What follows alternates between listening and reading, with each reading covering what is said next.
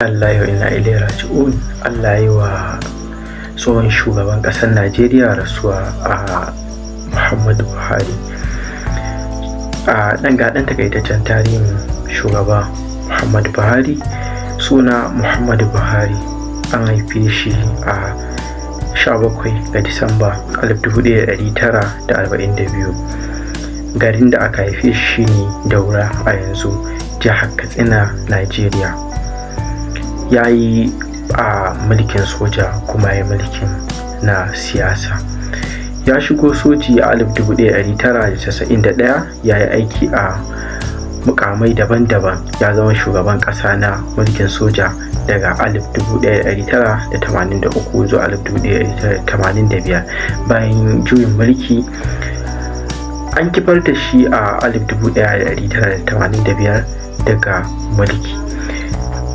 Ya sake koma a matsayin shugaba a mulki na siyasa farar hula. Ya tsaya takarar shugabancin ƙasa sau da dama, 2003, 2007, 2011.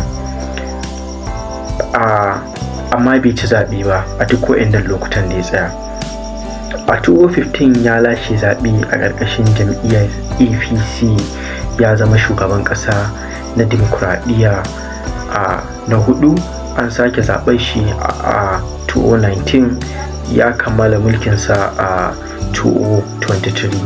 Bayan saukarsa daga mulki shine shugaba Tinubu ya hau mulki 2023, 2024, 2025. Yanzu Tinubu yana da shekara 2.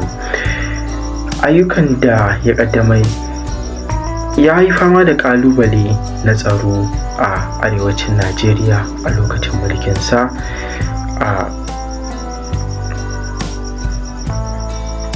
Ya yi yaƙi da cin hanci da rashawa a faɗin Najeriya. Ya ƙaddamar da Empower Anko Borrowers da TSA a matsayin manufofinsa a lokacin mulkinsa.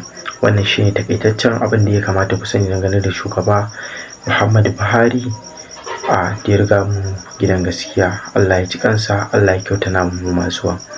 Kar a manta a yi liking, a yi follow, a yi sharing ɗin bidiyon.